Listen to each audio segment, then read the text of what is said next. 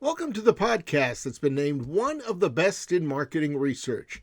This is Research Business Daily Report, which is made possible by the exclusive community at the crowdfunding platform patreon.com/RBDR. I'm Bob Lederer, for more than 25 years, the respected voice in market research. We filled you in recently about the 5 U.S. advertising associations that requested a 6-month extension from the beginning of July to the end of 2020 for them to comply with the new California Consumer Privacy Act. Part of the rationale for their appeal was coping with all the changes in that first compliance date. Well, now comes word of a major change from Wendy Davis in the Digital News Daily blog.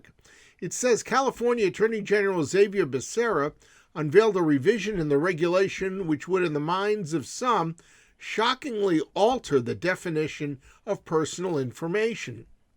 The original definition in the law presents it as anything that could reasonably be linked to individuals for ad targeting purposes. The original privacy data definition more or less controlled people's personal data privacy if it was stored in a way that could reasonably link it to particular individuals or households, and that was really verboten. The adjusted regulation, if it is followed through, appears to create what could be a significant loophole. To wit, a business, according to the revision, can collect IP addresses from visitors to its website, but it creates a data use exemption if the company does not link the IP address to any particular consumer or household in California. In that case, the IP address would not constitute personal information. That would encroach on the regulation's overall way of operating. Paying attention, but not adherence, to any California citizen's opt-out request, whether he or she made it on their browser, through a plug-in, or through a privacy setting. And it didn't depend on whether or not they did it by choice or through a default. By the way, it would also conflict with EU regulations as they stand right now. Tanya Forsythe, an attorney who's an expert in the privacy field, predicted some advertising organizations are going to perceive California's revised regulation, again if it goes through, as enabling an advertising tech company to state that they simply can't identify consumers based on the IP address they have, and thus they should be allowed to sell data even if consumers sought to opt out of the sale of their personal information.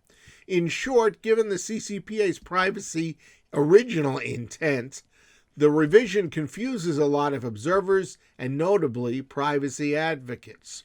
Becerra continues to accept ideas for CCPA changes until February the 25th. That's your Research Business Daily Report, made possible by the exclusive community at the crowdfunding platform patreon.com/RBDR. We hope that today's video was helpful and may even convince you to become a supporter. Because if you're one of the literally thousands of RBDR viewers that do catch us on a regular basis, logic tells us that in doing so and watching the average 5-minute long video, well, you're considering a time that is well spent. And there are many of you out there who also will share our videos internally and externally. And information sharing can benefit your peers inside your company and even with people you do business with. And it can also be beneficial with clients or prospective clients. It happens to be one of the most unique and valuable reach outs that you can make to either one of those groups. Believe me, they will thank you if you do so. So please take a minute, become a sponsor at patreon.com/RBDR. Have a great research day. We hope that you will end up having a prosperous business week. Let's all enjoy a great weekend, and we'll see you back here with us again on Monday.